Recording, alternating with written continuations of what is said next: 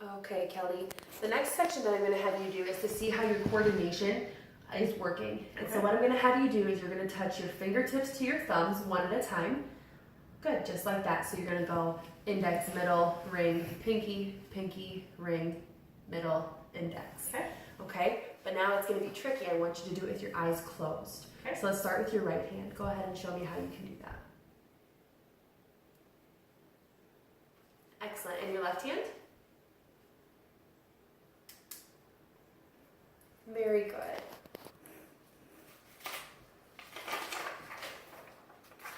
All right, this next section, Kelly, what I'm going to do is I am going to check how you're able to sense your body's position in space. Okay. So I am going to move one arm into a position or a limb or a part of your body, and then I'm going to have you show me with the opposite limb how I had your body part moved. Okay. So for example, if I moved your elbow up, then your other arm you would move Okay. your elbow up. Okay? Okay. Give me just a second here.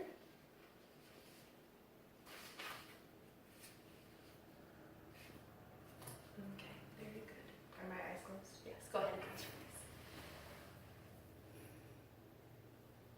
Okay, now show me the other side. Great, okay, you can relax those. Okay, I'm going to touch your leg here, Kelly. Okay. Okay, go ahead and show me the other. Excellent. Okay, you can let that one relax. I'm going to move your foot here. Okay, and you can show me the other. Great. Very good, Kelly.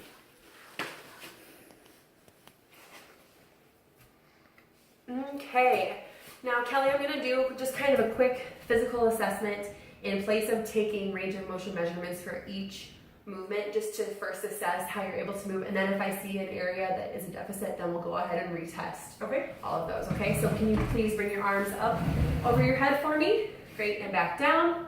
Excellent. Can you bend your elbows? Great. Arms in and out this way. Excellent. Wrists up and down. Perfect. Knee out in. Excellent. Out to the side. Perfect. Okay, very good. And I'm going to have you go ahead and squeeze my fingers. Good. Don't let me pull them out. Good. And then with your pinchers, I go ahead and pinch my fingers. Good. Excellent. Very good. Okay, this next assessment is going to test your balance. So what I'm going to have you do first, Kelly, is I want you to go from sitting to standing without using your hands if you're able. Excellent. Go ahead and have a seat.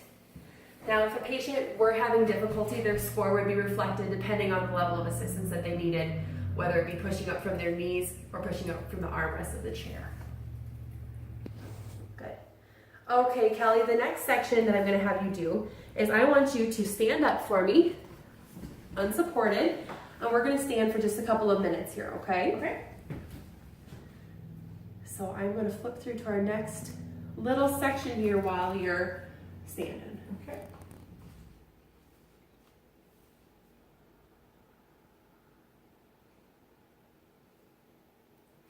Okay, Kelly, are you able to look back behind you over your shoulder? Good, and to the other side. Excellent.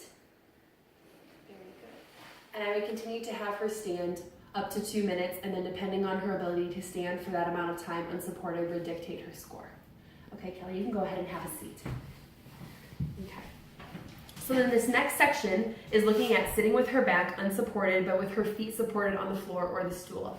So this is essentially, I'm going to have you scoot forward to the front of the chair, and then I would assess how long you've been able to sit there. Now, since I've been observing Kelly this entire time sitting at the front of her chair through our initial assessments, I don't have to take time to have her do that for 2 minutes because she's already demonstrated that skill.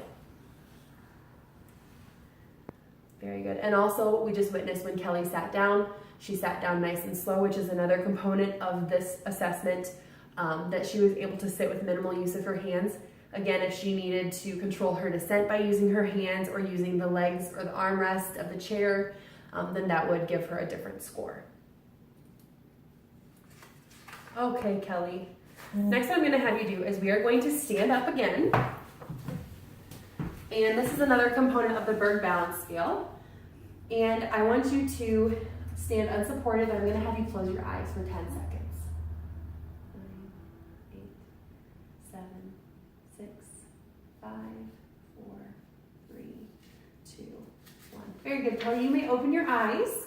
And now I'm going to have you stand with just your feet together as close as they can go. Excellent. Very good. And again, I would have Kelly stand for the full minute to assess her balance and being able to maintain that upright position with her feet close together. This next one, Kelly, what I'm going to have you do is while you're standing, I want you to reach your left or your right arm up in front of you, and you're going to lean forward as far as you can. Excellent. Very good. And then come back. Now, typically we would have a ruler taped to the wall, and we would be measuring the length of her reach with her being in control and being able to maintain that balance. As Kelly just demonstrated, she does not have a deficit in that area. Okay. Next, Kelly, I have this block on the floor here. Could you please reach over safely and pick that up as you're able? Excellent. And that subsection, if Kelly needed an assistive device or was unable to do that motion safely, her score would be reflected. Okay, Kelly, can you turn in one circle? Excellent. Very good. Okay. And I just want to double check here.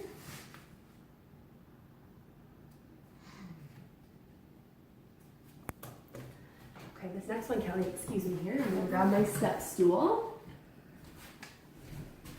And this time while you're standing, I'm going to have you tap your toe to the top of the stool. So you'll tap, alternate, and I want you to do 4 touches with each foot, okay?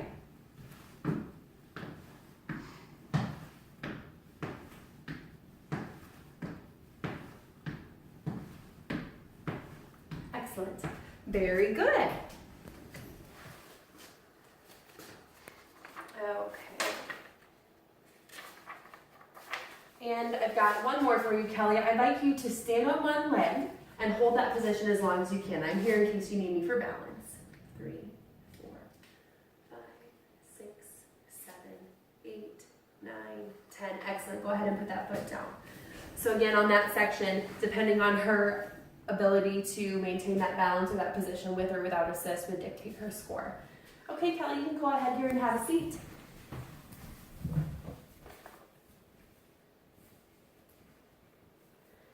Okay, this next one that I'm going to have you do, Kelly, is I am going to have you keep your feet on the ground, and with your right foot, I want you to have your heel planted, and you're going to tap your toe to the right and to the left without moving your heel. We're going to do this 7 times to each direction, so 15 total. So you'll start with towards your left. So 1, good, 2, 3, 4, 5, 6, 7, 8. Very good. Excellent. And for that assessment, I would assess how long it took her to do that pivot motion for those 8 repetitions, and then that would be timed. Okay, this next one, what I'm going to have you do, Kelly, is my feet are going to be out in front of yours, and pretend that my left foot is the accelerator and the right foot is the brake. So accelerator and brake. I'm going to tell you a sequence, and I want you to tap which accelerator or the brake it is that I'm asking you to do. Okay? Accelerate, brake, accelerate, accelerate, brake, accelerate, brake, brake. Excellent, Kelly. Okay, and Kelly, are you right-handed? I am. Okay, that's what I thought. There is another portion of this assessment that is asking if she has adequate endurance to complete the on-road assessment, and because of my observations that I have made of Kelly this throughout our session together so far, then I would feel that yes, she does have that endurance, but if she did not, then this is where part of the assessment would stop.